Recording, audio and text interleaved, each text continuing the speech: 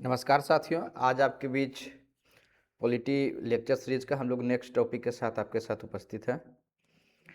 जैसा कि अभी तक हम लोग स्टडी कर चुके हैं कि किस तरीके से हमारा संविधान का निर्माण हुआ था। जब निर्माण हुआ तो किस तरीके से नागरिकता का कंसेप्ट आया। हम लोग अभी तक यह पढ़ चुके हैं कि 26 जनवरी 1950 को नागरिकता के संबंध में क्या आर्टिकल्स हैं। आर्टिकल 5 से 11 हम लोग पढ़ाई किए थे। साथ ही हम लोग सिटीजनशिप एक्ट 1955 के बारे में भी हम लोग स्टडी किए थे। यानी हम लोग अभी तक उन चीज़ों को पढ़ चुके हैं। State and union territory topic cover की है। यानी हमारे संविधान में आर्टिकल 1 से लेके 11 तक हम लोग स्टडी कर चुके हैं। यानी टेरिटरी ऑफ इंडिया क्या है, यूनियन ऑफ इंडिया क्या है, यूनियन टेरिटरी क्या है, स्टेट क्या है, नागरिकता के संबंधित क्लाउज क्या है, ये हम लोग स्टडी कर चुके हैं। अब अगर हम संविधान को देखें तो उसमें जो नेक्स्ट सबसे इम्पोर्टेंट जो है वो है फंडामेंटल राइट्स। हम लोग पार्ट 1 में स्टडी किए कि किस तरीके से स्टेट और यूनियन टेरिटरी के संबंध में बताया गया है। पार्ट 2 में हम लोग नागरिकता के बारे में पढ़े। अब पार्ट 3 में फंडामेंटल राइट्स के बारे में हम लोग पढ़ेंगे। तो फंडामेंटल राइट ये टॉपिक स्टार्ट करें उसके पहले हम लोगों को यह जानकारी होना चाहिए कि किस तरीके से ये फंडामेंटल राइट्स जो है अन्य तरीके के जो राइट्स है उससे अलग है। ठीक है, और इसकी क्या महत्व है, क्या यह इंडिया में सबसे पहले फंडामेंटल राइट का कंसेप्ट था या इसके पूर्व किसी अन्य कंट्री में भी फंडामेंटल राइट्स का कंसेप्ट चल रहा था। अगर आप इतिहास के पन्नों को पलटेंगे तो आप देखेंगे कि ह्यूमन सिविलाइजेशन जिस तरीके से हमारी संस्कृति सभ्यता का विकास हुआ है उस समय के साथ पूर्व में देखिए कि किस तरीके से जो है राजा का शासन होता था, किस तरीके से नागरिकों का हक जो है, नागरिकों का राइट, अलग अलग तरीके का राइट, ठीक है, जैसे बेसिक ह्यूमन राइट्स जिसको कहते हैं, ये समय के साथ इवोल्व हुआ है। यानी किस तरीके से राजतंत्र से लोकतंत्र में आया, इसकी एक लंबी कहानी है जो हम लोग इतिहास के पन्नों के माध्यम से देख सकते हैं या हिस्ट्री क्लासेस में हम लोग उसको देखते हैं। अब जब हमारा कंट्री डेमोक्रेटिक कंट्री हो गया है तो वहाँ पर फंडामेंटल राइट दिया गया। अब उसको समझना है कि ये किस तरीके से अन्य राइट से कैसे भिन्न है। जैसे संविधान के किसी भी आर्टिकल्स में यानी किसी भी अनुच्छेद में अगर कोई आपको अधिकार दिया गया है तो उसको हम लोग बोलते हैं कॉन्स्टिट्यूशनल राइट। ठीक है, लेकिन अगर इसको डिफरेंसेस आपको ध्यान रखिएगा, कॉन्स्टिट्यूशनल राइट, ठीक है, यानी कोई भी आर्टिकल्स संविधान के जितने भी आर्टिकल्स अगर उससे किसी सिटीजन को किसी भी प्रकार से राइट अगर प्राप्त होता है तो उसको बोलते हैं कॉन्स्टिट्यूशनल राइट।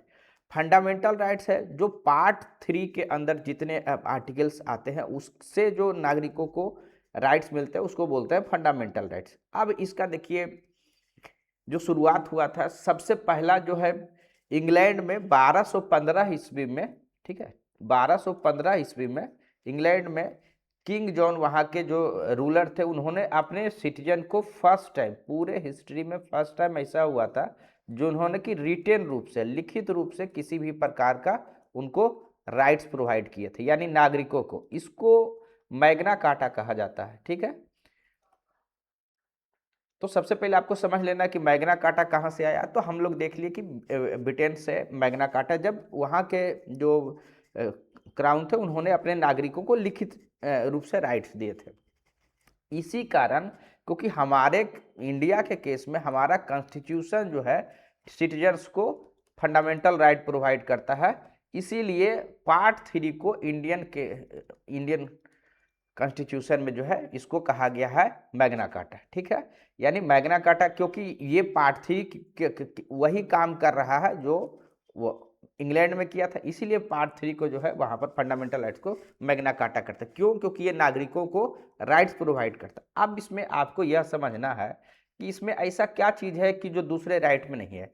आपके दिमाग में ये आएगा कि कॉन्स्टिट्यूशनल राइट में क्या चीज़ है जो फंडामेंटल राइट्स में नहीं है। तो सबसे पहले हम लोग उन चीज़ों को देखेंगे कि अगर कोई भी फंडामेंटल राइट्स अगर आपके पास जो भी राइट्स है जिसके बारे में आगे हम लोग डिस्कशन करेंगे, आज हम लोग आर्टिकल 14 से 18 तक कवर करेंगे। तो उसमें आपको देखना है कि अगर आपका वायलेशन हुआ है तो आप डायरेक्टली जो है सुप्रीम कोर्ट तक जा सकते हैं। अब आपको लगेगा कि सुप्रीम कोर्ट जा रहे हैं तो इसमें कौन सी बड़ी बात है? बड़ी बात है, ये इसलिए बड़ी बात है कि सपोज किया जाए कि हमारा जो जुडिशियरी सिस्टम है ये कैसा सिस्टम है? इंटीग्रेटेड जुडिशियरी सिस्टम है। यानी कि हम लोगों के यहाँ अगर आप फंडामेंटल राइट्स नहीं है तो वेरियस हायरार्की एक बना हुआ है, डिस्ट्रिक्ट कोर्ट है, फिर आपका हाई कोर्ट है, फिर आप सुप्रीम कोर्ट जाइएगा। ठीक है, तो इससे क्या होता है, एक हायरार्की है, वो हर कोर्ट का ज्यूरिसडिक्शन अलग अलग है। ठीक है, किसी किसी मैटर में हाई कोर्ट आप डायरेक्ट जा सकते हैं, लेकिन समझने के लिए कि एक हायरार्की है, आप डायरेक्ट सुप्रीम कोर्ट नहीं जा सकते। लेकिन अगर किसी व्यक्ति के फंडामेंटल राइट्स का यानी मौलिक अधिकार का अगर हनन हुआ है या वायलेशन हुआ तो डायरेक्ट सुप्रीम कोर्ट जाके इसको आप अपने एग्जाम्पल से समझ सकते हैं, जो भी बीपीएससी एस्पिरेंट है। सपोज किया जाए कि देखिए बीपीएससी का एग्जाम्स में आपको लगता है कि किसी तरीके से जो है धांधली हो रहा है या रिजल्ट में किसी तरीके से जो है आप जो है आप कह सकते हैं कभी एलिगेशंस लगते हैं कि इसमें कमियां रह गई है या इसमें रिजर्वेशन को अच्छे तरीके से फॉलो नहीं किया गया है। तो आप देखिए अगर पहले डिस्ट्रिक्ट कोर्ट जाइएगा, फिर हाई कोर्ट जाइएगा, फिर सुप्रीम कोर्ट, हो सकता है कि इतना समय लग जाए कि उन चीज़ों का महत्व ही खत्म हो जाए। ठीक है, तो इसीलिए क्या होता है, लेकिन आप बहुत सारे मैटर देखिए, अभी जैसे बीपीएससी का ही प्रोटेस्ट हुआ बिहार में, जिस एग्जाम्स को अभी आप 70th का जो भी मेंस में क्वालिफाई हुआ वो दिए होंगे, प्रीलिम्स के समय देखिए हुआ था, तो वहाँ क्या हुआ था कि कुछ जो एडवोकेट थे डायरेक्ट जो है पिटीशन कहाँ दिए थे, सुप्रीम कोर्ट में भी दिए थे, कुछ लोग हाई कोर्ट भी दिए थे। इससे आपका क्या होगा, आपके मैटर की सुनवाई जो है जल्दी हो गई और उसका डिस्पोजल जल्दी होता। अब बहुत सारे आप यह भी आप समझते हैं कि किस तरीके से आपको जानकारी है कि कितना केसेस जो है कोर्ट में पेंडेंसी है। तो आपका अगर फंडामेंटल राइट का वायलेशन हुआ तो डायरेक्ट हाई कोर्ट और सुप्रीम कोर्ट में इंटरटेन किया गया एडिट के माध्यम से। तो ये महत्व है किसी भी चीज का कि अगर फंडामेंटल राइट्स में है या नहीं है, तो उन चीज़ों का। ठीक है, तो ये आपके लिए बहुत जो है इम्पोर्टेंट चीज़ है। अब हम लोग जब आपके मन में यह भी आएगा कि क्या ये अगर इतना इम्पोर्टेंट है तो क्या ये सारे जो भी रेसिडेंट है इंडिया में क्या सारे को मिलता है या सिर्फ इंडियन को मिलता है? तो देखिए सर्टेन जो हम लोग स्टडी किए थे पूर्व में, उसमें हम लोग स्टडी किए थे कि कोई भी जो सिटीजन्स हैं और एलियन हैं, ठीक है, यानी विदेशी लोग हैं, ठीक है, तो सर्टेन जो फंडामेंटल राइट्स है सिर्फ जो है आपको सिटीजन को है, जिसमें आर्टिकल 15, 16, 19, 29, 30, ठीक है, तो ये सिर्फ जो है आपको सिटीजन्स को मिलते हैं। बाकी जो राइट्स हैं वो जो एलियंस है उनको भी मिलते हैं। इसमें डिफरेंसेस है कि जो है आपका फ्रेंडली एलियंस कौन है, यानी ऐसे देश जिनसे संबंध अच्छे रहे हैं, और एनिमी एलियन किनको बोलते हैं, यानी ऐसा कंट्री जहाँ से जो है आप कह सकते हैं युद्ध हो रहा है, वार हो रहा है या अच्छे संबंध नहीं है, तो उनको कम सिविल और पॉलिटिकल राइट्स मिलता है। ठीक है, तो इस दूसरा एक चीज़ आपको यह भी ध्यान रखना है कि फंडामेंटल राइट्स का जो नाम दिया गया वो इसलिए दिया गया क्योंकि वो गारंटीड है किसके द्वारा, कॉन्स्टिट्यूशन के द्वारा। अब वो इतना जरूरी है जो भी राइट्स दिए गए हैं, ताकि वो जरूरी कहने का मतलब वो इतना फंडामेंटल, फंडामेंटल मतलब क्या समझ, किसी का बेस बनता है, यानी वो किसी भी नागरिक के पूरे विकास के लिए, विकास व्यक्ति का अगर आप देखिएगा तीन चार तरीके से विकास है। आर्थिक रूप से अगर आप देखिए यानी कि मटेरियल डेवलपमेंट है, मानसिक रूप से अगर आप देखिएगा तो इंटेलेक्चुअल डेवलपमेंट है, स्पिरिचुअल डेवलपमेंट, इन सारों चीज़ों के डेवलपमेंट के लिए बहुत ही वो फंडामेंटल है, यानी उतना रिक्वायर्ड है, तभी जाके जो है व्यक्ति का विकास हो सकता है, या व्यक्ति के विकास के लिए जरूरी जो राइट्स है उनको रखा गया है फंडामेंटल राइट्स में। ये सारा चीज़ आपको जो है यह बताता है कि उनका नाम फंडामेंटल राइट्स क्यों पड़ा। अभी तक हम लोग स्टडी किए कि किसको मिला, कहाँ से ओरिजिन हुआ है, किसके लिए अवेलेबल है, सारी चीज़ों को हम लोग जो है अभी स्टडी कर लिए हैं। इससे आपको यह भी चीज़ समझ में आएगा कि यह किस तरीके से जो हम लोग पूर्व में स्टडी कर रहे थे कि पॉलिटिकल डेमोक्रेसी को जो है आपको मजबूत करता है। साथ ही यह भी आपको देखने को मिलेगा कि देखिए होता क्या है, ये फंडामेंटल राइट्स क्यों जरूरी है, आपको पता होना। नागरिक को किन से आप समझ के देखिए कि एज ए नागरिक, एज ए सिटीजन जो है आपको किससे अधिक आप प्रोटेक्शन चाहिए होता है। तो आपको लगेगा कि हो सकता है कि कोई लेजिस्लेचर है, यानी जो कानून बनाने का है वो उस तरीके का कुछ बना दे जो सिटीजन्स के आप के अगेंस्ट हो, ठीक है, या फिर एग्जीक्यूटिव इस तरीके का चीज़ कर सकता है, ठीक है, यानी जो सरकार है वो वहाँ उस तरीके से कोई नोटिफिकेशन जारी हो सकता है, कोई ऑर्डर ऐसा आ सकता है। तो वो उसे केसेस में जो भी सिटीजन है उनके पास अधिकार है कि वो कोर्ट में जा सकते हैं, चाहे वो हाई कोर्ट है या सुप्रीम कोर्ट है, वहाँ पर जा सकते हैं अगर उनके फंडामेंटल राइट्स का वायलेशन होता है। बहुत बार देखिएगा कि कानून बनता है तो सीधे सुप्रीम कोर्ट और हाई कोर्ट में जाता है, ठीक है, अगर वो उसमें जो भी रीट फाइल होता है उसमें यह दिखाया जाता है कि फंडामेंटल राइट्स का वायलेशन हो रहा है, अन्यथा डायरेक्ट सुप्रीम कोर्ट नहीं जा सकते, ठीक है। तो ये गंभीरता है आपके जो है फंडामेंटल राइट्स का, ये आपको समझना है, ठीक है। यानी एग्जीक्यूटिव अगर आपको लगता है कि किसी तरीके से अपने एक्शन से जो है जो संवैधानिक सिद्धांत का है उसको अगर वायलेट कर रहा है, ठीक है, या जो फंडामेंटल राइट्स को वायलेट किया जा रहा है, तो आप सीधे जा सकते हैं सुप्रीम कोर्ट तक। कुछ अन्य चीज़ों को भी हम लोगों को समझना है, ठीक है, कि फंडामेंटल राइट्स अब है कि अभी हम लोग अगर राइट टू देखिए, हम जैसे जैसे अब लेक्चर सीरीज में बढ़ेंगे तो एक क्लास में, क्योंकि ये बहुत ही लंबा टॉपिक है, तो हम लोग आज के लेक्चर्स में आर्टिकल 14 to 18 तक ही रखेंगे, लेकिन एक कॉमन जानकारी फंडामेंटल राइट्स का आपके पास होना चाहिए कि क्या क्या चीज़ें किसी भी फंडामेंटल राइट्स के लिए लागू होता है।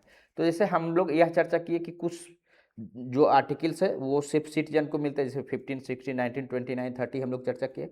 दूसरा हम लोग अगर चर्चा करें उसमें कि क्या ये एब्सोल्यूट है या क्वालिफाइड है। एब्सोल्यूट कहने का मीनिंग हो गया कि आप सपोज करके देखिए कि जो फ्रीडम टू स्पीच आप एग्जाम्पल ले लीजिए, यानी बोलने का अधिकार है, तो आप क्या कुछ भी बोल सकते हैं?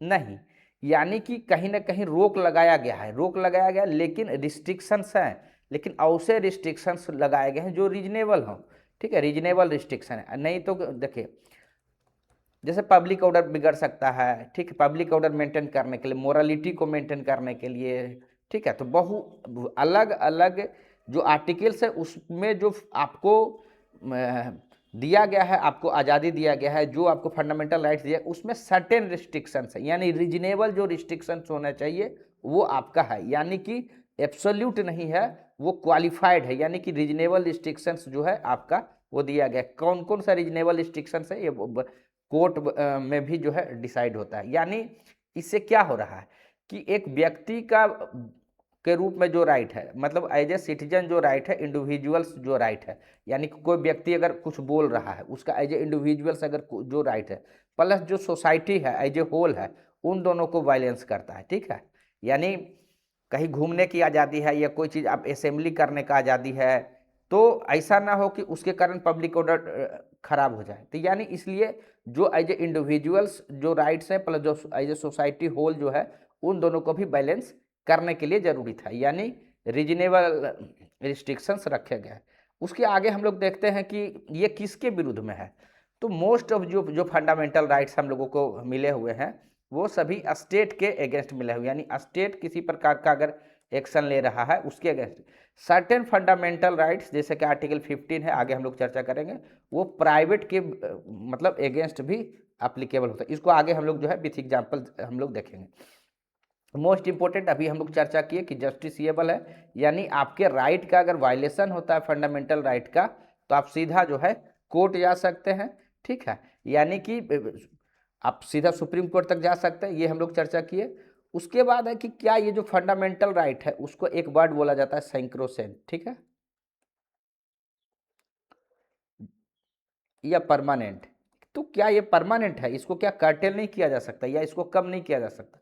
इसमें सुप्रीम कोर्ट का जो है जजमेंट है कि केशवानंद भारती केस जो आप फेमस है, आपको पता होगा कि अमेंड किया जा सकता है, यानी चेंज किया जा सकता है। चेंज करने के लिए संविधान में संशोधन करना पड़ेगा, कॉन्स्टिट्यूशनल अमेंडमेंट के द्वारा किया जा सकता है, लेकिन उसमें ध्यान रखना है कि बेसिक स्ट्रक्चर चेंज नहीं हो रहा।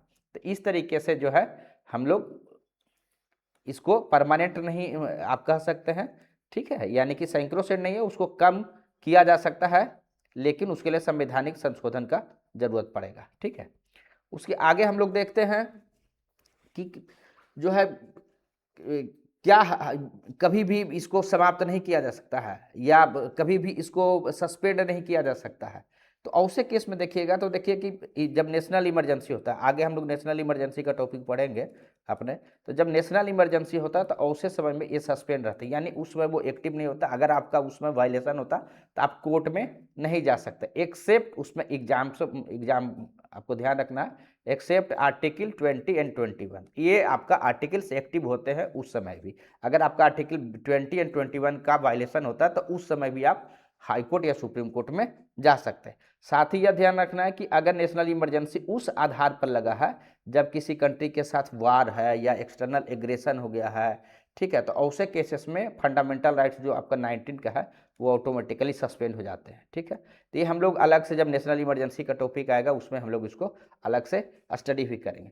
सर्टेन है कि आपको यह चीज़ का भी ध्यान रखना है कि क्या ये सभी के लिए इक्वली अप्लीकेबल है। देखिए जो सर्टेन को ग्रुप्स है, ठीक है, जैसे कि पुलिस है, इंटेलिजेंस सर्विसेज के लोग हैं, रॉ है, ठीक है, या फिर पारामिलिट्री CFEF है, CRPF है, उन पर सर्टेन्स जो है रिस्ट्रिक्शंस रखा गया है। जैसे आप सोच करके देखिए कि अगर कोई मिलिट्री में है, वो अगर कोई यूनियन बन जाए तो उन ऐसे चीज़ों पर जो है रोक लगाया गया है।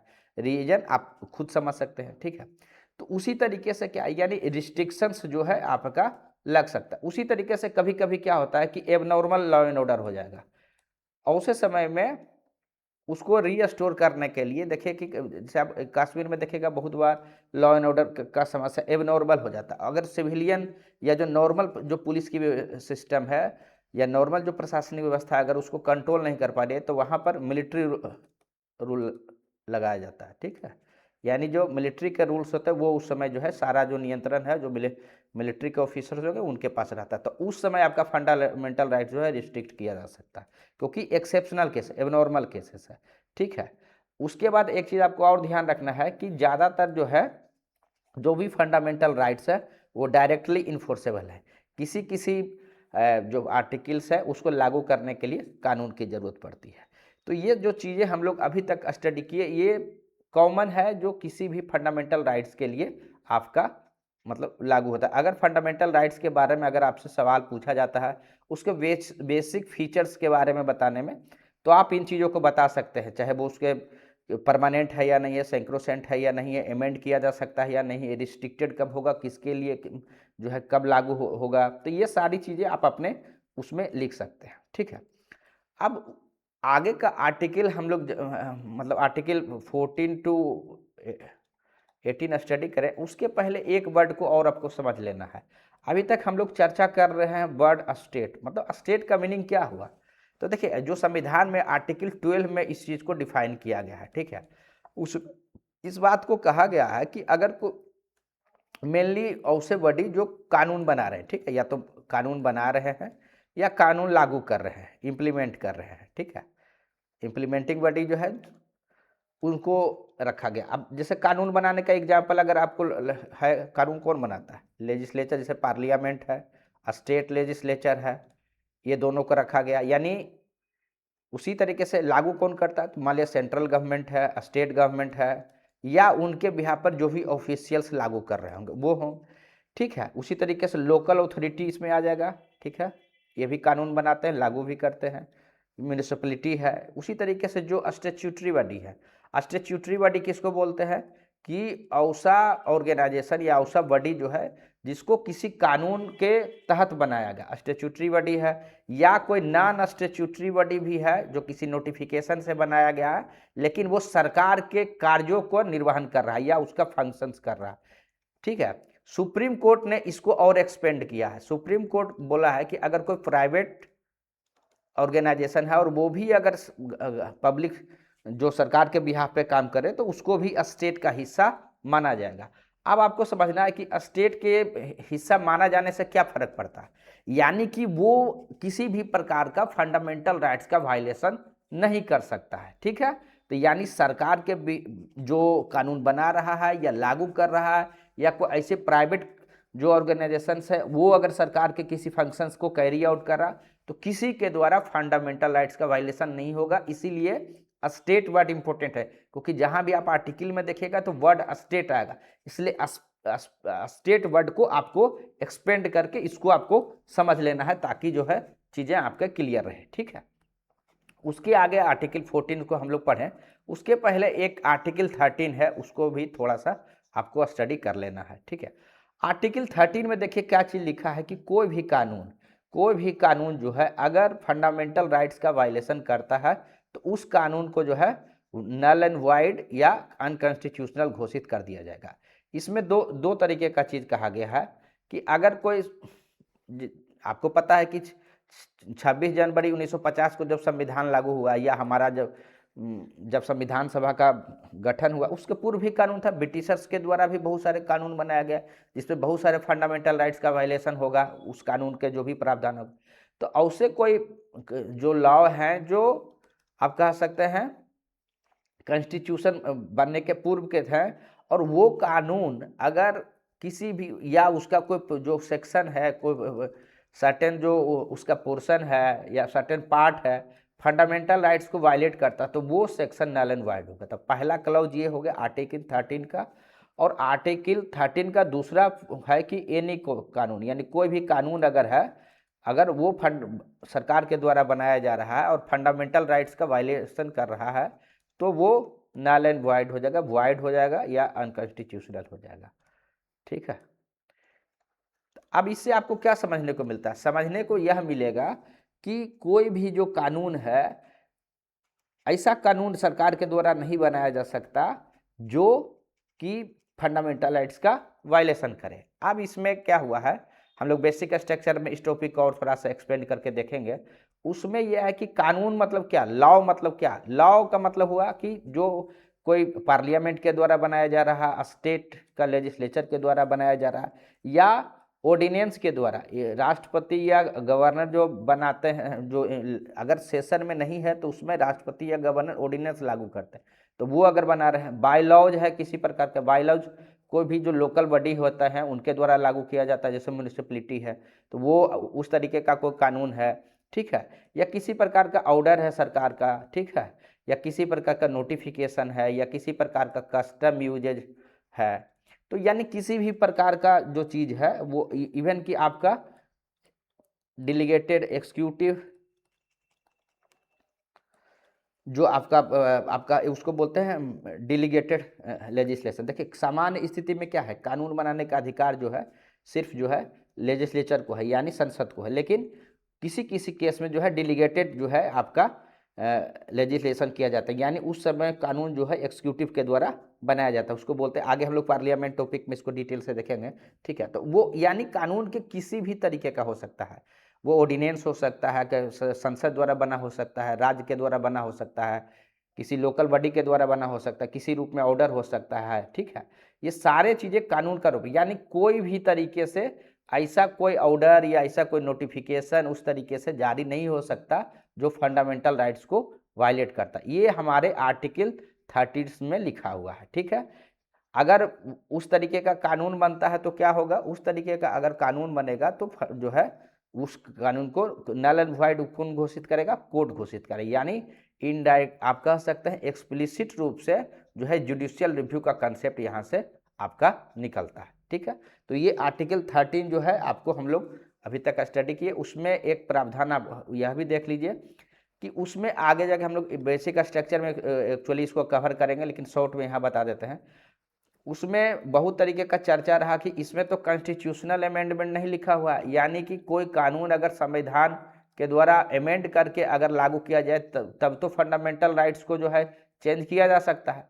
तो इसमें वेरियस जजमेंट हैं, और उसके आप कह सकते हैं कि सुप्रीम कोर्ट का अलग अलग व्यू आया है अलग अलग केस में। फिर जो है जुडिशियरी के एक्सिक्यूटिव के द्वारा भी अलग अलग तरीके का अमेंडमेंट किया गया सुप्रीम कोर्ट के जजमेंट को, आप कह सकते हैं कि कैंसिल आउट करने के लिए। ठीक है, तो वो हम लोग बेसिक स्ट्रक्चर में पूरा देखेंगे क्योंकि बहुत सारा जजमेंट इसमें है। लेकिन तत्काल के लिए आप यह समझ लीजिए कि 1971 में 24th अमेंडमेंट के द्वारा यह आपका सरकार के द्वारा कहा गया कि मतलब कॉन्स्टिट्यूशनल अमेंडमेंट के द्वारा जो है आप इसको संशोधित किया जा सकता है। लेकिन जो है फिर इसको केशवानंद भारती केस में फिर वहाँ पर जाके चीज़ें स्टेबलाइज होता है, वर्तमान तक वही है कि ठीक है कॉन्स्टिट्यूशनल अमेंडमेंट के द्वारा चेंज तो किया जा सकता है, लेकिन उसके बेसिक स्ट्रक्चर को चेंज नहीं किया जा सकता। तो ये आर्टिकल जो है 13 की स्थिति है, ठीक है। तो ये आर्टिकल 14 के पहले का आर्टिकल था, ठीक है। ये अब हम लोग देखेंगे आर्टिकल 14, ठीक है, जहाँ से आपका मेनली ये टॉपिक जो है स्टार्ट होता है, ठीक है।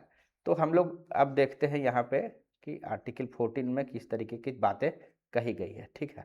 ये हम जो अभी तक हम लोग स्टडी किए ये उसके लिए ज़रूरी था जहाँ तक कि हम लोग आर्टिकल 14 तक पहुँच पाए, यानी आर्टिकल 12 हम लोग स्टडी कर लिए। 12 में हम लोग स्टेट के डिफिनेशंस को देखे, आर्टिकल 13 देखे, ठीक है। इसका और डिटेलिंग आपको बेसिक स्ट्रक्चर का टॉपिक में हम लोग इसको देखेंगे कि किस तरीके से फंडामेंटल राइट्स के आप कह सकते हैं कि अगर कोई वायलेट होता है तो उस तरीके का कोई कानून नहीं बनाया जा सकता, ठीक है। प्री कॉन्स्टिट्यूशन लॉ के बारे में भी चर्चा किए और पोस्ट कॉन्स्टिट्यूशन लॉ के बारे में चर्चा की। अब यहाँ पर हम लोग अब आर्टिकल 14 के बारे में स्टडी करते हैं, ठीक है। तो सबसे पहले आपको यह देखना है कि आर्टिकल 14 कहता क्या है। ये है कि इक्वालिटी के संबंध में ये बात करता है, ठीक है। अगर आप देखिए कहता है कि 14 to 18 जो है आपका सारा का सारा आर्टिकल राइट टू इक्वालिटी के तहत ही है, लेकिन इसमें अगर देखिएगा तो दो तरीके का चीज़ कहता है। देखिए इसको वर्ड बाय वर्ड अगर आप देखेंगे तो the state shall not deny to any person equality before law, ये बहुत इंपॉर्टेंट वर्ड है, और the equal protection of laws. यानी कि आप देखिए कि हमारे संविधान में इस तरीके की बातें क्यों है। देखिए नहीं तो सपोज किया जाए कि किसी पार्टिकुलर आप किसी भी धर्म कास्ट का आप ले सकते हैं अपने में, आप इमेजिन कर लीजिए अगर कोई ऐसा गवर्नमेंट बनता है जो उस तरीके का कोई कानून बन जाए, ठीक है, कि एक ही रिलीजन के पक्ष में हो या एक ही कास्ट के पक्ष में हो, तो इस तरीके का चीज़ नहीं हो, इसके लिए जो है आर्टिकल 14 का जो है प्रावधान जो है आपका किया गया था। अब उसमें जिक्र क्या करता है, कहता है इक्वालिटी बिफोर लॉ। अब देखिए इक्वालिटी बिफोर लॉ और इक्वल प्रोटेक्शन ऑफ लॉ, ये दोनों में थोड़ा सा डिफरेंस है। ये देखिए इक्वालिटी बिफोर लॉ जो है ना वो आपका ब्रिटिश कंसेप्ट है।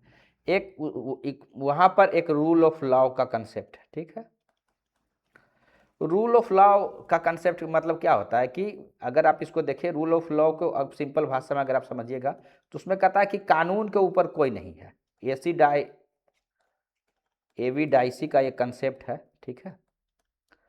इनका कहना कि कानून के ऊपर कोई नहीं, यानी नो वन इज एबव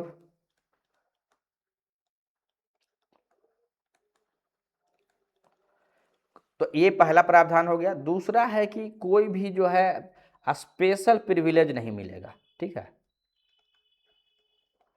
ठीक, किसी भी व्यक्ति को यह स्पेशल प्रिविलेज नहीं मिलेगा। तो ये दोनों जो है रूल ऑफ लॉ का तीसरा एक है जो इंडियन कॉन्टेक्स्ट में लागू नहीं होता, इसलिए आपको नहीं बता रहे।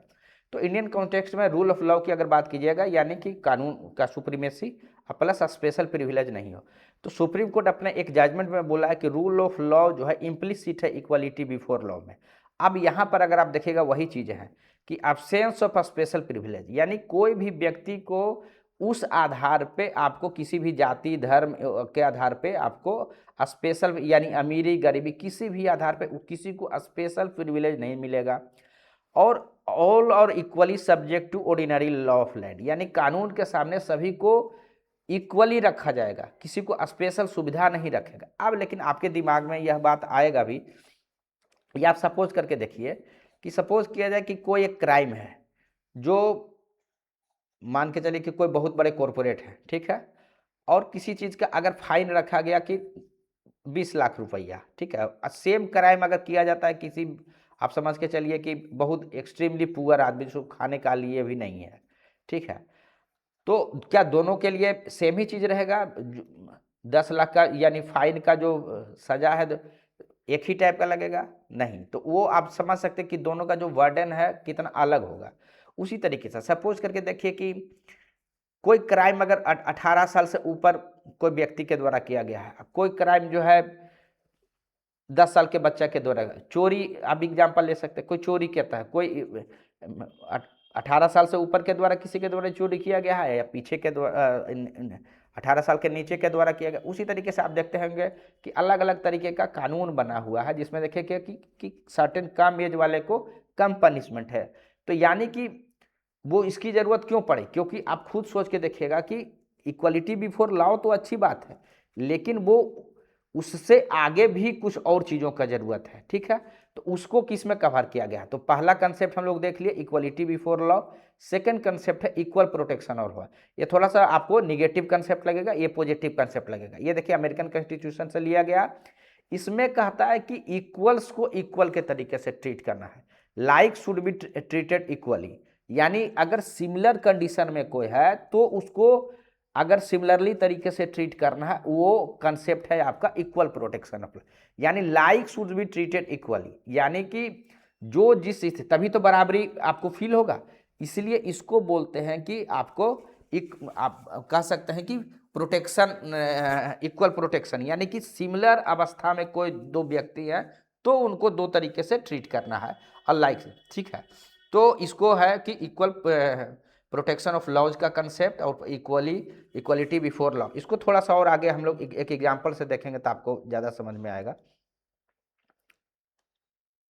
जैसे देखिए, इसको बोलते हैं फॉर्मल इक्वालिटी और इसको बोलते हैं सब्सटेंसिव इक्वालिटी। सपोज करके देखिए कि तीन व्यक्ति है, तीनों को एक लेवल में इक्वालिटी पर आपको लाना है। ठीक है, अब देखिए कि अगर सेम तरीके का सपोर्ट सबको मिलेगा तो क्या होगा कि देखिए वो डिफरेंसेस तो मेंटेन रह गया, तो इक्वालिटी नहीं होगा। सब्सटेंसिव में क्या होता है कि हम लोग सपोर्ट उसको उस तरीके से देते हैं जितना कि उनको जरूरत होता है, तो उसको बोलते हैं सब्सटेंसिव इक्वालिटी। तो ये इसीलिए क्या है कि रीजनेबल रिस्ट्रिक्शन हमारे जो आर्टिकल 14 से उसमें रखा गया है। ठीक है, यानी कि जो हम लोग इक्वलिटी बिफोर लॉ की बात कर रहे हैं या इक्वल प्रोटेक्शन ऑफ लॉ का बात, दोनों का अगर आप इंटीग्रेट करके देखिएगा तो आपको जो हम सब्सटेंसिव इक्वलिटी की बात आपको बताए वो आपको समझ में आएगा। रूल ऑफ लॉ आपको हम लोग जो है डिस्कशन कर दिए। इसमें कुछ आपको एक्सेप्शंस भी आपको ध्यान रखने हैं। कुछ सर्टेन एक्सेप्शंस है आर्टिकल 14 में। उसमें जैसे कि आर्टिकल 361 में अगर आप देखिएगा तो प्रेसिडेंट और गवर्नर को स्पेशल तरीके का प्रिविलेज है कि जब तक वो अपने ऑफिशियल कैपेसिटी में है तब तक उनके विरुद्ध में किसी भी प्रकार का सिविल या क्रिमिनल प्रोसीडिंग नहीं चलाया जा सकता। ठीक है, तो ये गवर्नर और प्रेसिडेंट के केस में हो गया। उसी तरीके से अगर आप देखिएगा कि कोई भी जो व्यक्ति है, अगर कोई आप अभी देखिए विधानसभा का अगर सेशन चल रहा है, ठीक है, लोकसभा का सेशन चल रहा है, किसी भी संसद का सेशन चला, उसकी कार्यवाही को जो सही में हुआ है उस चीज़ को अगर टेलीकास्ट कर रहा है, ब्रॉडकास्ट कर रहा है, तो उसके केस में किसी भी प्रकार का जो है लाइबिलिटी या किसी भी प्रकार का उसको ये आप कह सकते हैं एक्शन नहीं होगा। ये है। उसी तरीके से जो पार्लियामेंट्रियन हैं या जो लॉ मेकर्स हैं उनको भी आप कह सकते हैं कि स्पेशल प्रिविलेज मिला हुआ है। तो संसद में जो है उनको आर्टिकल 105 के तहत है, जो स्टेट लेजिस्लेचर के हैं आर्टिकल 194 के तहत है कि वो लोग अपने संसद में किसी प्रकार की बात अगर कहते हैं तो उसके लिए किसी भी प्रकार का जो है लाइबिलिटी या कुछ बोले हैं तो उनके लिए कुछ एक्शन नहीं होगा। ठीक है, तो इसलिए देखिएगा कि बहुत सारा आप देखिएगा कि जो बातें कही जाती है यानी उसके लिए उनको कोर्ट नहीं लिया जा सकता है, मतलब क्योंकि आप देखिएगा कि उसका जो प्रोसीडिंग है वो स्पेशल तरीके का स्पेशल प्रिविलेज है।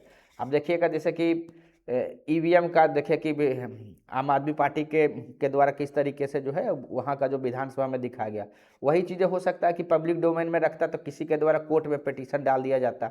तो आप कह सकते हैं कि उनको स्पेशल प्रिविलेज जो है उसमें मिला हुआ।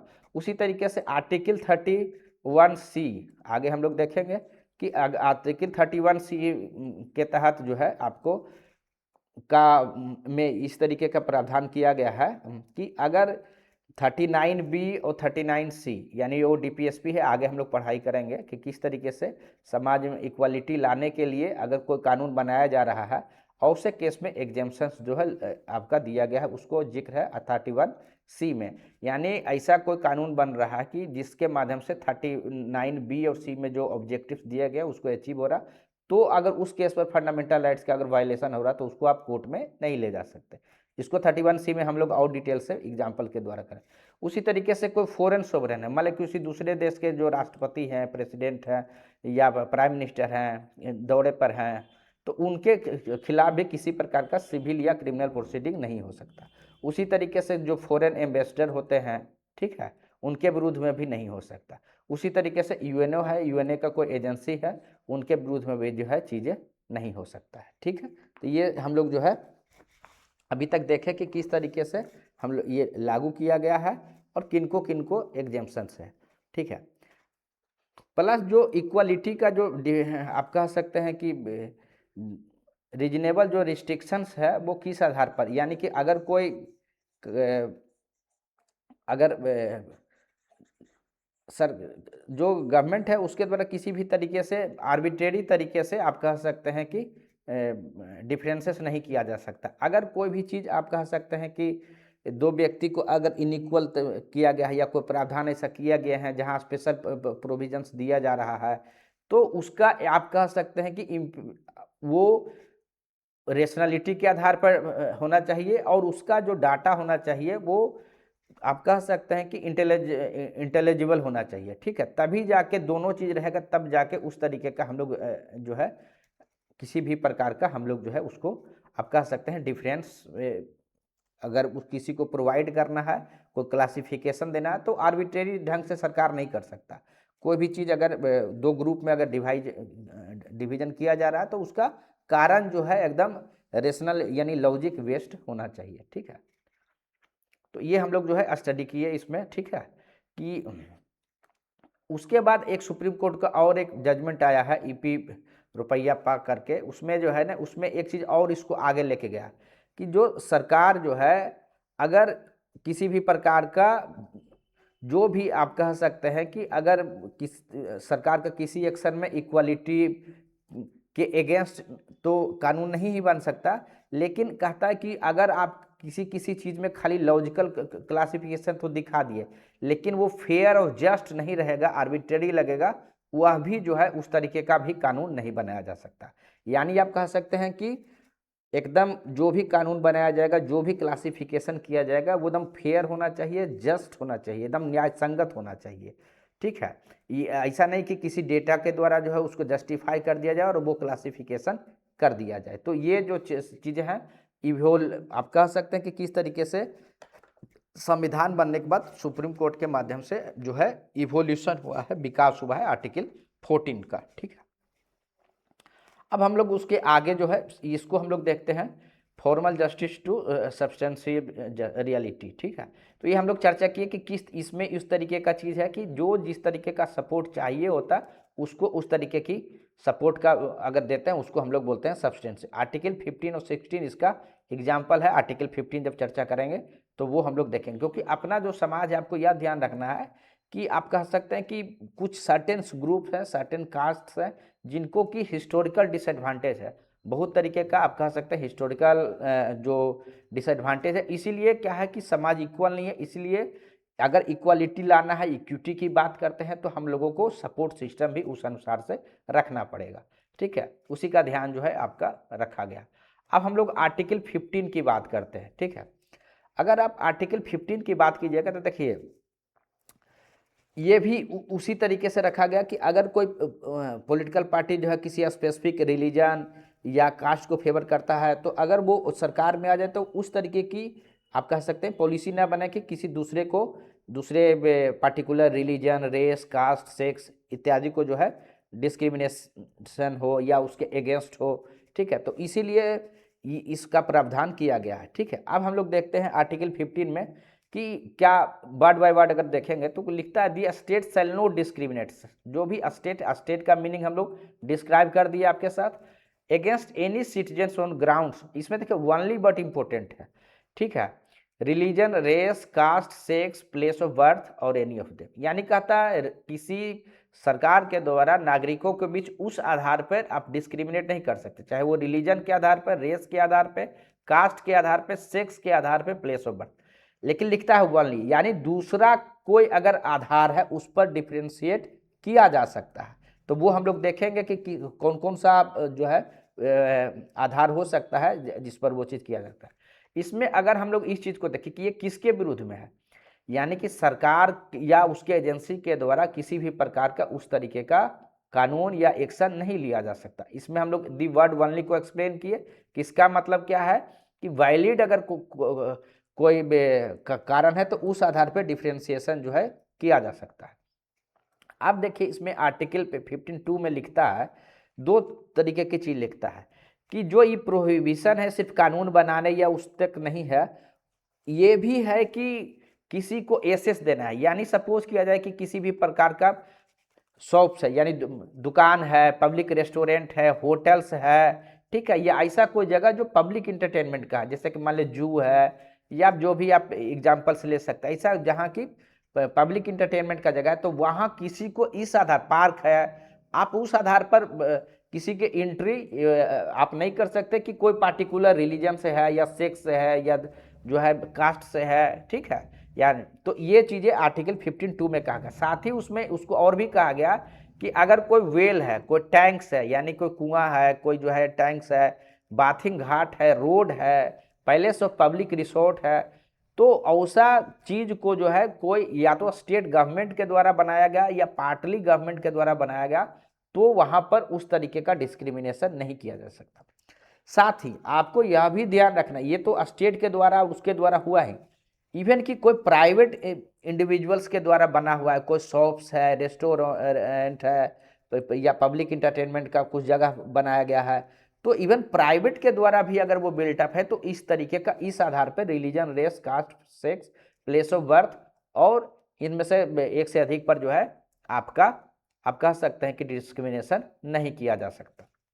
ये बातें तो ठीक है, लेकिन इसमें कुछ बात जो है एक्सेप्शन के रूप में है। अब जैसे हम लोग चर्चा कर रहे थे, सब्सटेंसिव रियलिटी की बात कर रहे थे, तो उसमें तभी आएगा जब आप किसी न किसी को सर्टेन आप प्रोटेक्टिव प्रोटेक्शन दीजिएगा, ठीक है, प्रोटेक्टिव डिस्क्रिमिनेशन दीजिएगा, ठीक है, तभी तो समाज में इक्विटी आएगी। तो वो हम लोग देखते हैं जो संविधान में प्रावधान किया गया, जैसे 15(3) में फॉर वुमेन एंड चिल्ड्रेन, सरकार जो है इसमें ये कहा, इसमें क्या कहता है कि जो स्पेशल प्रोविजन गवर्नमेंट के द्वारा बनाया जा सकता है, क्यों? क्योंकि उनका जो स्पेशल जो समाज में जो उनकी कंडीशन है, यूनिक सोशल पोजीशनिंग और नीड्स है, उसको रखते हुए।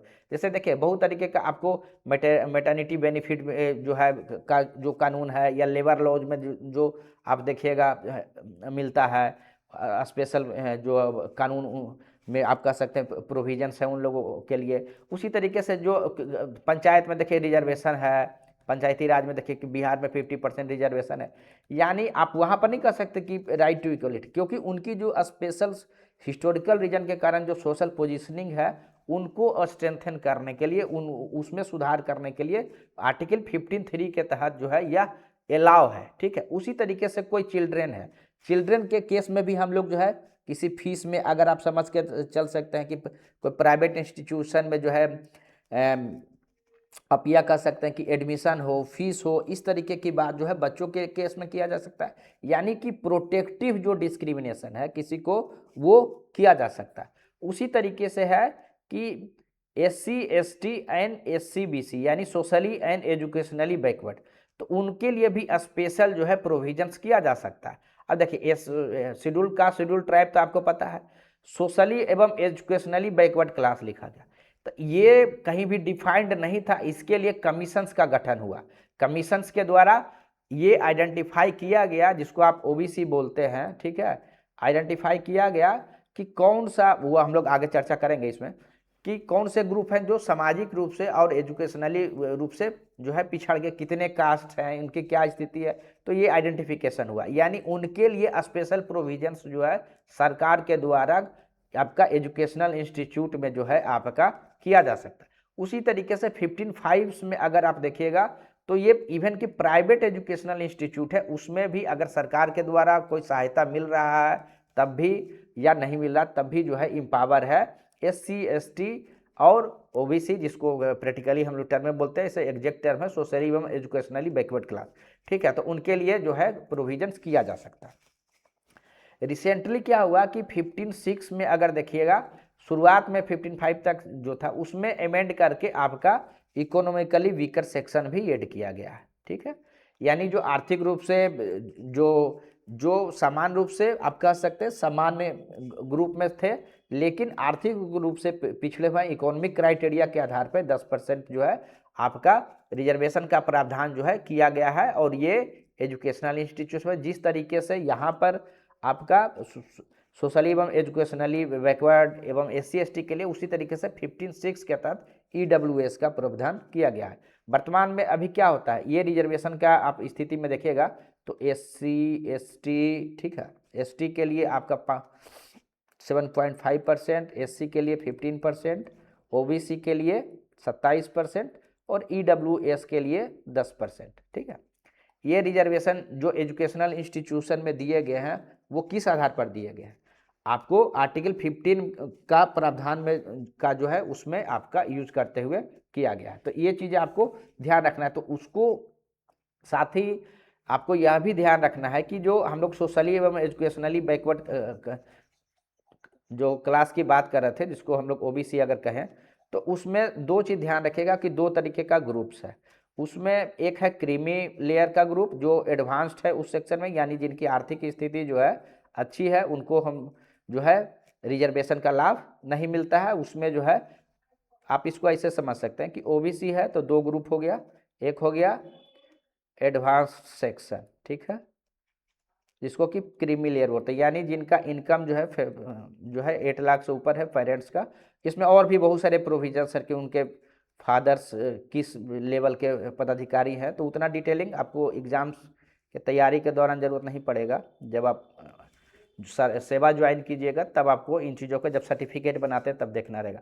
तत्काल के लिए आप इसको इस तरीके से समझ लीजिए कि जो क्रीमी लेयर्स हैं उनको किसी भी प्रकार का रिजर्वेशन का लाभ नहीं मिलता है, और जो बैकवर्ड अभी भी बैकवर्ड है तो उनको उस तरीके से प्रावधान मिलता है, ठीक है।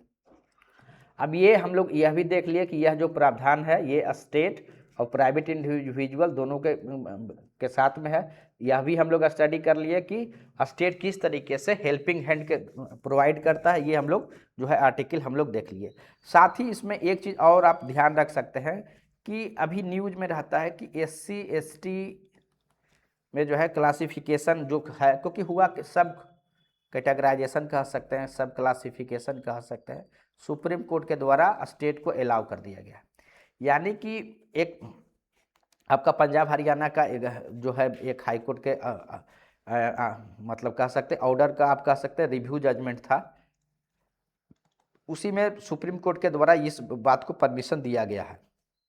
वर्तमान में किसी भी सरकार के द्वारा या सेंट्रल गवर्नमेंट के द्वारा ये कंसीडरेशन नहीं किया जा रहा, लेकिन वर्तमान स्थिति यह है कि अगर कोई स्टेट चाहेगा, अगर कोई सेंट्रल गवर्नमेंट चाहेगा तो उसको आप कह सकते हैं सब क्लासीफाई कर सकता है। यानी SC/ST में ऐसे जैसे किसी भी, ये तो आप कह सकते हैं इस ग्रुप के अंदर बहुत सारे कास्ट हो गए, तो सर्टेन जो कास्ट है उनको अगर अधिक बेनिफिट मिल गया है तो उनको सब कैटेगराइज करके, यानी उनके कह सकते हैं रिजर्वेशन का लाभ अगर 15% है तो उसको सब कैटेगराइज किया जा सकता है। क्योंकि पर्पस क्या है, जो कभी भी रिजर्वेशन आता है उसका पर्पस होता है एडुकेट रिप्रेजेंटेशन।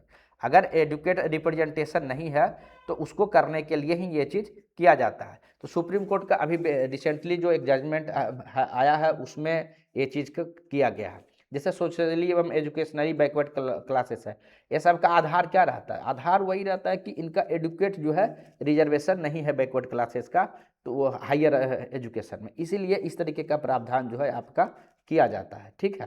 तो वही अभी जो है आपका ये प्रावधान, क्योंकि SC/ST में भी ये डिस्कशन था लंबे समय से कि कुछ सर्टेन जो ग्रुप्स हैं वो बेनिफिट हो रहे हैं और एक मेजर सेक्शन जो है उससे डिसएडवांटेज ग्रुप में है। तो ये अभी सरकार के द्वारा कंसिडरेशन में नहीं है, लेकिन फ्यूचर में हो सकता है करंट अफेयर्स या कहीं पर ये चीज़ें आपको देखने को मिल सकता है, ठीक है। तो ये हम लोग आर्टिकल 15 के बारे में चर्चा किए। अब हम लोग आर्टिकल 16 चलते हैं, ठीक है। इसमें देखिए क्या अभी तक हम लोग जो देखे थे, अभी देखिए 15 में आप ध्यान रखिएगा कि जो एजुकेशनल इंस्टीट्यूशन में जो मिला है वो आर्टिकल 15 के तहत, लेकिन यहाँ पर जो जॉब्स में है जैसे equality of opportunity in public entertainment, sorry public employment, यानी कि ये आप आर्टिकल को पढ़िएगा तो there shall be equality of opportunity for all citizen in matters relating to employment और appointment to any office under the state, ठीक है।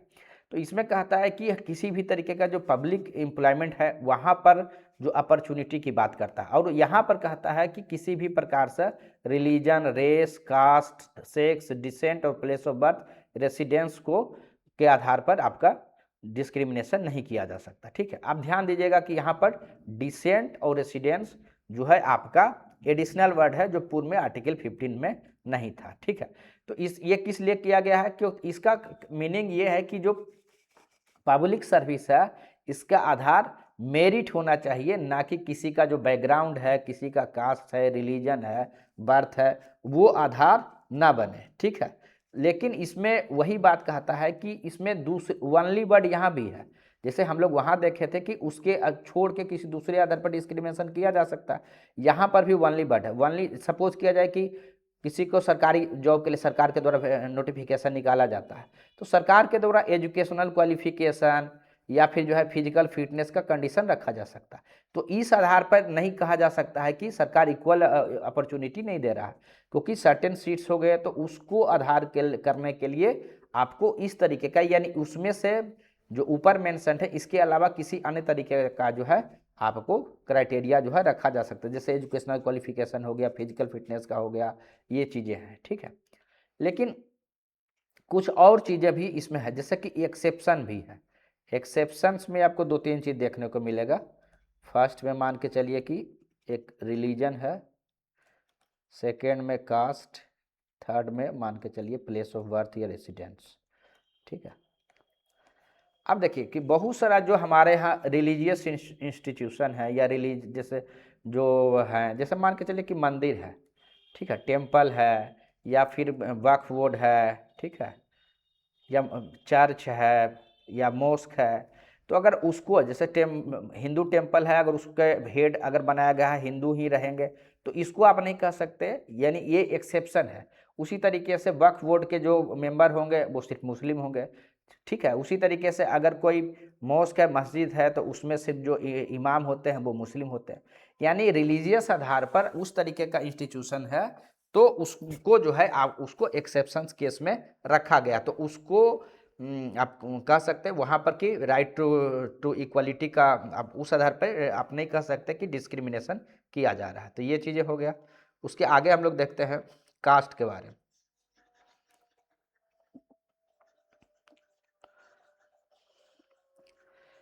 तो यहाँ पर है कि अगर जो बैकवर्ड क्लासेस हैं तो उनके अगर वहाँ पर एडुकेट रिप्रेजेंटेशन नहीं है, तो वहाँ पर सरकार जो है उनको रिजर्वेशन का लाभ जो है दिया जा सकता है, जिसको कि एफर्मेटिव एक्शन कहते हैं, तो वो दिया जा सकता है। दूसरा हो गया।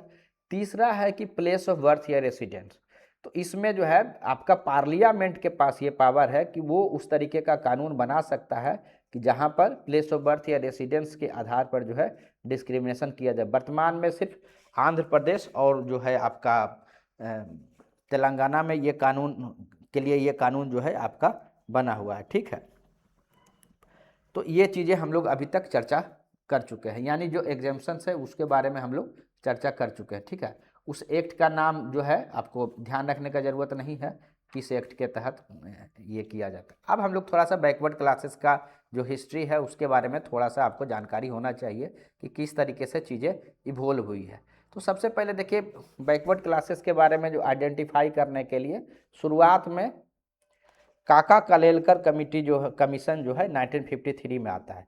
ठीक है, 1953 में फर्स्ट बैकवर्ड कमीशन आएगा, फर्स्ट बैकवर्ड कमीशन। ठीक है, अब क्या होता है कि इनके द्वारा कुछ जो रिकमेंडेशन दिए जाते हैं, आप कह सकते हैं कि जिसको सरकार के द्वारा जो है स्वीकार नहीं किया गया। इनके द्वारा 2399 जो है बैकवर्ड क्लास को जो है आइडेंटिफाई किया गया था।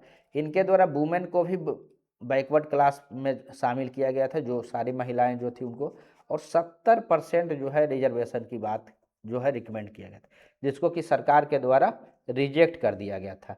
अब जब रिजेक्ट हो गया था सरकार के द्वारा, रिपोर्ट ये लोग 1955 में यह रिपोर्ट आया था, इसको रिजेक्ट कर दिया गया। इसी बीच में सुप्रीम कोर्ट का एक जजमेंट आता है कि जिसमें यह बात कहा जाता है कि रिजर्वेशन किसी भी तरीके से 50%, 1963 में वो जजमेंट है, तो वो नहीं किया जा सकता है, बढ़ाया नहीं जा सकता। तो ये 70% आप जो है सरकार के द्वारा भी जो है इसको एक्सेप्ट नहीं किया गया था। 1963 में जो है एक सुप्रीम कोर्ट का जजमेंट भी आता है। अब क्या होता है कि सेकंड बैकवर्ड कमीशन 1979 में जो है आपका सेकंड जो बैकवर्ड कमीशन होता है बीसी कमीशन, उसका गठन होता है। ठीक है, 1980 में जो है इसके जो चेयरमैन होते हैं बीपी मंडल होते हैं। ठीक है, बीपी मंडल, इनके द्वारा यह जो है आप कह सकते हैं कि जो रिपोर्ट दिया गया उसमें 52% पॉपुलेशन को आइडेंटिफाई किया गया सोशली एवं एजुकेशनली बैकवर्ड क्लास के रूप में। ठीक है, जिसको कि प्रैक्टिकली आप ओबीसी ग्रुप बोलते हैं। ठीक है, तो ये 52% जो है, साथ ही ये इनके द्वारा रिकमेंड किया गया 27%, ताकि जो सुप्रीम कोर्ट के द्वारा जो 50% का कैपिंग जो था वो वायलेट नहीं हो।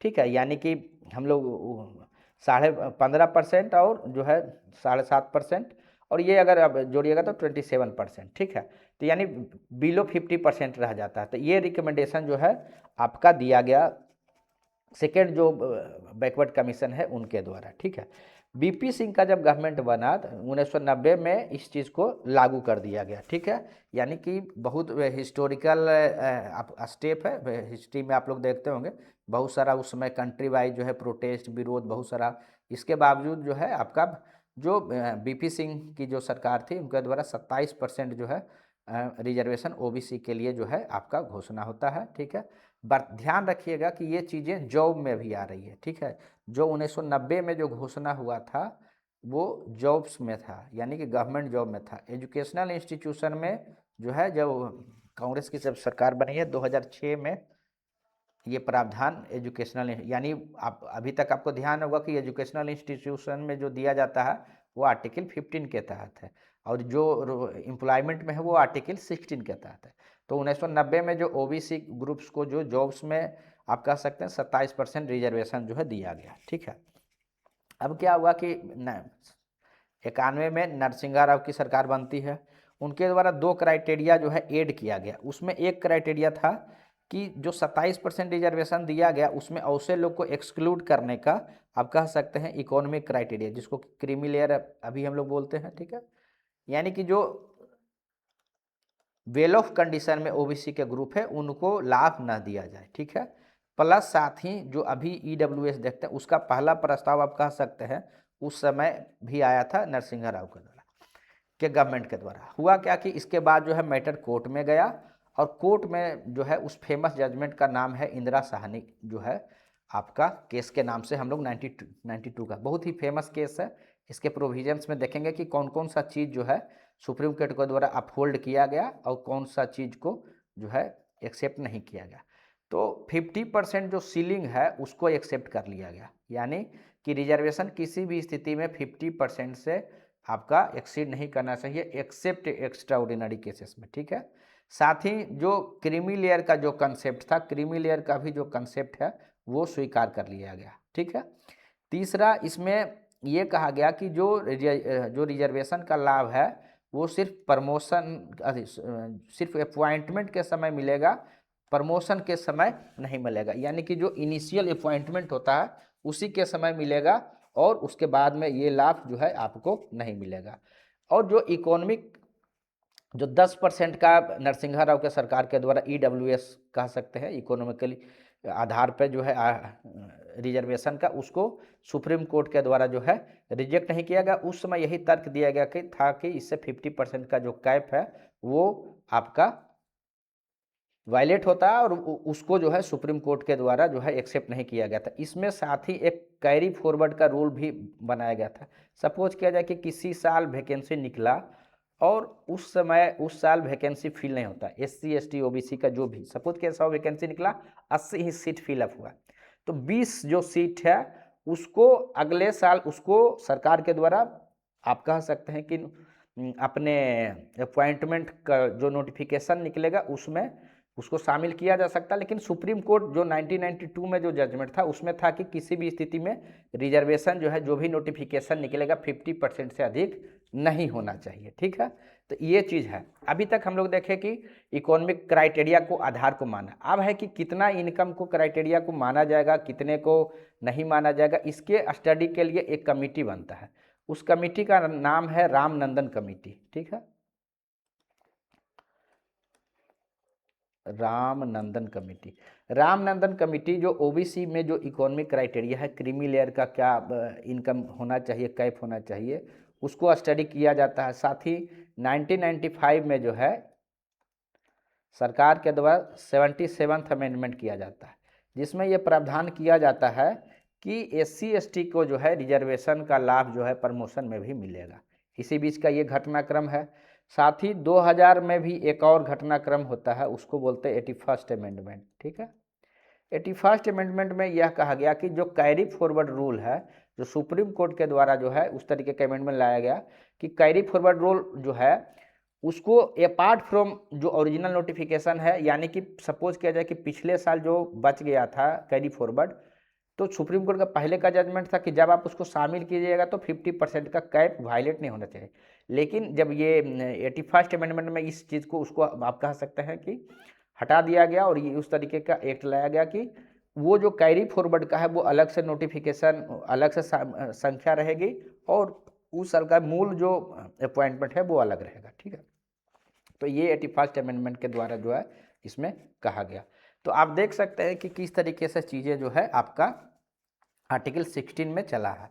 उसमें अभी एक जो है आप अभी तक हम लोग ये इस बात का चर्चा किए, उसी में 16C का प्रोविज़न किया गया, यानी वर्तमान में जो आपका 103 जो अमेंडमेंट हुआ, ठीक है, उसमें EWS का प्रावधान जो है आपका किया गया है। ठीक है, तो उसमें अभी 10% जो रिजर्वेशन है वो गवर्नमेंट जॉब में EWS को भी जो है आपका मिलता है। ठीक है, तो ये सारी चीज़ें जो है आर्टिकल 15 हम लोग स्टडी कर लिए, आर्टिकल 16 हम लोग कवर कर लिए। ठीक है, एक उसमें एक प्रोविज़न यह भी कहा गया था इंदिरा साहनी केस में कि एक परमानेंट जो है स्टैट्यूटरी बॉडी बना दिया जाए, ताकि जो ग्रुप जो है इंक्लूजन या एक्सक्लूजन करना हो सोशली एवं एजुकेशनली क्लासेस से, क्योंकि किसी की आर्थिक कंडीशन, किसी का सोशली कंडीशन इंप्रूव होगा तो उसको आप एक्सक्लूड कीजिए, और कोई ऐसा ग्रुप जो डिसएडवांटेज रहे उसको शामिल कीजिए।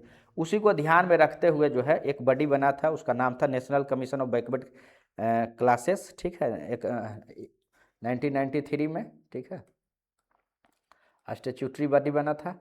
अभी जो है 102 जो सेकेंड अमेंडमेंट हुआ, उसके माध्यम से उसको कॉन्स्टिट्यूशनल स्टेटस दे दिया गया, यानी आर्टिकल 338B के तहत इस कमीशन को, यानी इसका पावर आप कह सकते हैं संवैधानिक तरीके से और बढ़ा दिया गया। यानी ये बॉडी जो है आपको कौन सा ओबीसी में शामिल रहेगा, कौन सा नहीं शामिल रहेगा, उससे संबंधित कार्य जो है करेगा। ठीक है, तो ये सारी चीज़ें वर्तमान में अभी यह भी हम लोग को जानकारी होना चाहिए कि अभी फ़िलहाल में क्या हो रहा है ना, एक रोहिणी कमीशन है। रोहिणी कमीशन के द्वारा यह रिकमेंडेशन जो है दिया गया है, सरकार के द्वारा एक्चुअल में गठित किया गया है कि वो जो सब कैटेगराइजेशन है, जिस तरीके से हम लोग अभी चर्चा किए कि सुप्रीम कोर्ट के द्वारा SC ST में जो है सब क्लासिफिकेशन को अलाउ किया गया, तो OBC के लिए एक सरकार के द्वारा पहले से कमीशन जो है गठित है। रोहिणी कमीशन का रिपोर्ट भी सबमिट हुआ है। उसमें है कि जो OBC में कुछ जो सर्टेन कास्ट है उनको जो अधिक लाभ उसके द्वारा लिया जा रहा, तो उसको सब कैटेगराइज करने की बात कही गई है। 3 तरीके का ग्रुप जो है कमीशंस के द्वारा रिकमेंड किया गया है, ताकि कोई भी जो ग्रुप्स हैं, कोई भी जो कास्ट है, वो इनएडुकेटली रिप्रेजेंटेड गवर्नमेंट जॉब में ना रहें। ठीक है, बाकी उस पर कैसे कानून आएगा नहीं आएगा वो अभी सरकार के द्वारा नहीं किया गया, लेकिन ये चीज़ें आपको करंट में देखने को मिलेगा। उसके आगे हम लोग देखते हैं आर्टिकल 17 एबोलिशन ऑफ अनटचेबिलिटी। देखिए, अनटचेबिलिटी आपको पता है कि जो हम लोग ड्राफ्टिंग कमेटी के जो चेयरमैन थे, यानी कि संविधान के जो निर्माता जिनको भीमराव अंबेडकर कहते हैं, वो खुद जो है महार कम्युनिटी से, उन्होंने अपने लाइफ में बहुत अनटचेबिलिटी को बहुत नज़दीक से फील किया था। बहुत सारी कहानियाँ आपको पता होगा उनके बारे में कि किस तरीके से उनका स्कूल में जो है पानी पीने तक में जो है डिस्क्रिमिनेशन अनटचेबिलिटी का सामना करना पड़ा था। ऑल्दो अनटचेबिलिटी किसी भी कॉन्स्टिट्यूशन के किसी आर्टिकल में या किसी एक्ट में इसको डिफाइन नहीं किया गया, लेकिन मैसूर जो है, मैसूर का हाई कोर्ट के द्वारा इसको एक डिफाइन किया गया, जिसमें उनके द्वारा यह बात को कहा गया कि अनटचेबिलिटी, देखिए, एक ऐसा प्रैक्टिस है, सोशल इविल कह सकते हैं, एक ऐसा प्रैक्टिस है जिसमें कि किसी के साथ जो है आप कह सकते हैं कि सोशल डिसेबिलिटी एराइज हो जाता है अगर वो किसी पार्टिकुलर कास्ट में जन्म लेता है। मतलब कोई व्यक्ति अगर जन्म लिया उस कास्ट में, उसी के साथ उसके साथ बहुत तरीके के जो सामाजिक जो आप कह सकते हैं इंटरेक्शन से संबंधित सोशल डिसेबिलिटी काउज हो सकता है। जैसे वो उनके साथ जो है भेदभाव, छुआछूत, आप जानते हैं कि उनके साथ खाने में जो है डिस्क्रिमिनेशन होगा। अगर 5 लोग बैठ रहा है तो उसको खाने से अलग कर दिया जाएगा, उसका खाना अलग लगेगा। तो इस तरीके की चीज़ें अनटचेबिलिटी में आपको हिस्ट्री में आप इन चीज़ों का स्टडी किए गए हैं।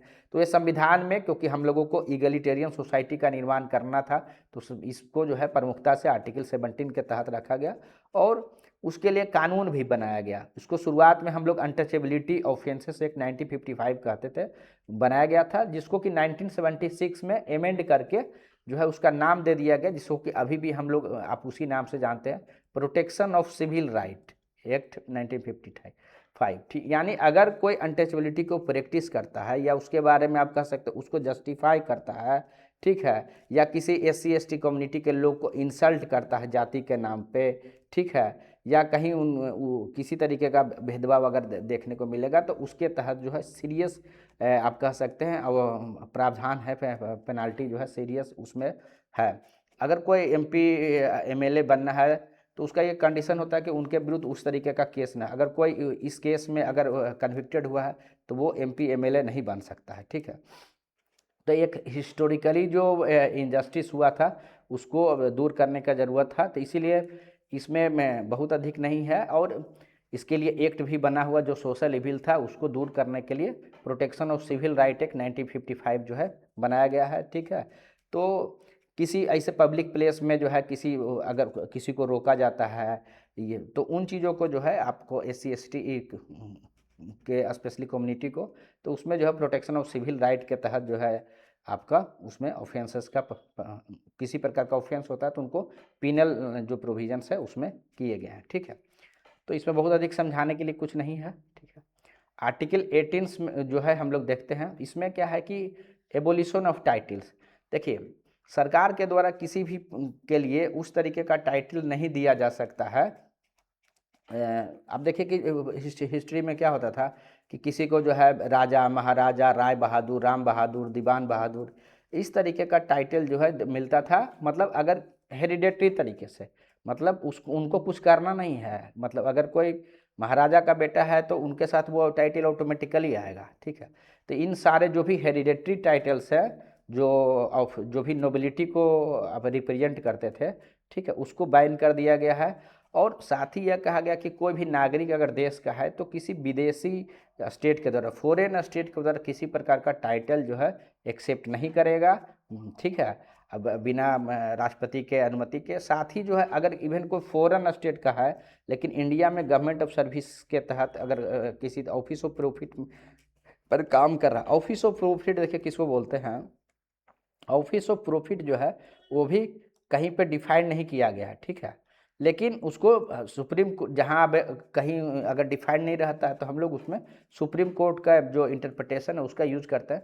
तो सुप्रीम कोर्ट के द्वारा ये कहा गया कि अगर किसी का अपॉइंटमेंट जो है सेंट्रल गवर्नमेंट के द्वारा या स्टेट गवर्नमेंट के द्वारा या किसी लोकल गवर्नमेंट के द्वारा किया गया है और किसी भी प्रकार का फाइनेंशियल गेन लिया जा रहा है, ठीक है, चाहे वो फाइनेंशियल गेन अलग अलग तरीके से हो सकता है, किसी तरीके से पेमेंट हो सकता है, गिफ्ट हो सकता है, तो अगर तो उन पर उसको बोलते हैं ऑफिस ऑफ प्रॉफिट। तो अगर कोई फॉरेनर्स हैं और अगर ऑफिस ऑफ प्रॉफिट के का जो भी पद है अगर उसमें है तो उनको किसी पर भी प्रकार का जो है टाइटल एक्सेप्ट नहीं करना जब तक कि राष्ट्रपति का, इवन उनका अपना जिस कंट्री के वहाँ का भी दे रहा है तब भी एक्सेप्ट नहीं करना जब तक कि राष्ट्रपति का अनुमति नहीं होगा। लेकिन स्टेट इस चीज़ को भी कहता है कि किसी भी प्रकार का अगर मिलिट्री डिस्टिंक्शन है, एकेडमिक डिस्टिंक्शन है, उसको आपको बार नहीं करता, यानी उसको मना नहीं करता। यानी मिलिट्री कहने का मतलब देखिए कर्नल है, मेजर है, इस तरीके का टाइटल दिया जा सकता है, ठीक है। उसी तरीके से एकेडमिक, जैसे कोई PhD करता है तो डॉक्टर का टाइटल्स है। तो इन सब चीज़ों पर आर्टिकल जो है 18 जो है रोक नहीं लगाता है। साथ ही एक सुप्रीम कोर्ट का एक जजमेंट था जिसमें नेशनल अवार्ड में जैसा कि दिया जाता है या बहुत तरीके का आप कहते हैं पद्म विभूषण, पद्म भूषण इत्यादि का भी जो दिया जाता है, उसके बारे में सुप्रीम कोर्ट का जो है स्पष्ट जजमेंट है कि वो जो है किसी तरीके से हेरिडेटरी टाइटल्स नहीं है, तो उस पर आर्टिकल 18 जो है ये नहीं लगाता, उस पर रोक नहीं लगाता है, या उनको वो चीज़ मिलता है वो उनको बाय बर्थ के आधार पर उनको नहीं मिल रहा था, इसलिए नेशनल जो अवार्ड्स में जो टाइटल्स है वो उनको दिया जा सकता है, लेकिन कोई भी व्यक्ति उसको सफिक्स या प्रीफिक्स के रूप में यूज नहीं करेगा। ऐसा नहीं होगा कि अपने नाम के आगे ही उसको लगा के चले, उनको वो टाइटल दिया गया। तो ये आपका आर्टिकल जो है आपका 18 में जो है चीज़ें जो है आपकी कही गई है, ठीक है। यानी कि एकेडमिक और मिलिट्री जो अगर डिस्टिंक्शन के आधार पर आपका टाइटल दिया जा सकता है, अन्यथा उस आधार पे किसी भी तरीके से जो हेरिडेटरी टाइटल्स है वो नहीं दिया जा सकता, ठीक है। अब देखिए ये ब्लूप्रिंट हो गया इक्वालिटी का, अगर जो है इसमें सारे आर्टिकल हम लोग चर्चा कर लिए, आर्टिकल 14 टू 18 सारे चीज़ को हम लोग जो है स्टडी किए, डिटेल से स्टडी किए। उम्मीद करते हैं कि ये सारी चीज़ें आपको क्लियर हो गया होगा। बहुत सारा जो आप हम क्लास में डिस्कशन किए होंगे, अगर किसी को उसका नोट्स चाहिए होगा तो आप जो है नोट्स के लिए टेलीग्राम लिंक है उस पर आप कनेक्ट हो सकते हैं, ठीक है। क्योंकि अगर जितनी भी सारी बातें हम बोलते हैं या आपके साथ चर्चा करते हैं, अगर उतना का पीपीटी बनेगा तो बहुत लंबा पीपीटी बन जाएगा। और क्योंकि आप देखिए किसी भी सब्जेक्ट का मूल सोर्स एक ही रहता है, हम भी जो आपके साथ डिस्कशन कर रहे हैं उसका मूल सोर्स लक्ष्मीकांत ही है, तो आपको जो स्टडी करना आप वहाँ से स्टडी कर सकते हैं, ठीक है। लक्ष्मीकांत बुक से किसी भी सोर्स को अगर आप देखिएगा उसमें सिर्फ हम करेंट अफेयर्स की जो चीज़ें हैं वो हम सिर्फ लिंक किए हैं आपके साथ एक्स्ट्रा, बाकी सारी चीज़ें आपको जो है आपको लक्ष्मीकांत के बुक में आपको मिल जाएगी, ठीक है। तो इसीलिए बहुत सारे जो कंटेंट्स होता है वो पीपीटी में नहीं होगा, लेकिन आपको स्टडी के लिए आप वहाँ पर जाके लक्ष्मीकांत का बुक जो है आप उसको स्टडी कर सकते हैं, या कोई भी स्टडी मटेरियल आप अगर प्रीफर कर रहे हैं तो लगभग किसी भी टॉपिक्स में आपको इसी टाइप का कंटेंट आपको देखने को मिलेगा, ठीक है। तो बहुत बहुत धन्यवाद आप लोगों का। उम्मीद करते हैं कि आपको वीडियो अच्छा लगा होगा, और आगे जो भी फंडामेंटल राइट्स हैं उनके डिस्कशन के लिए इस चैनल को से जुड़े रहिए, और बहुत बहुत धन्यवाद, ठीक है। और अधिक से अधिक लोगों के भी चैनल को जो है सब्सक्राइब कीजिए और लाइक कीजिए, ठीक है। Thank you. किसी प्रकार का अगर कमेंट अगर आप लोगों को लगता है या कहीं पर कुछ पॉजिटिव निगेटिव की बात है, आपकी जो भी सजेशंस है वो लोग हम लोग अपने आने वाले जो भी वीडियोज रहेंगे उसमें हम लोग शामिल करेंगे। तो thank you very much, thank you.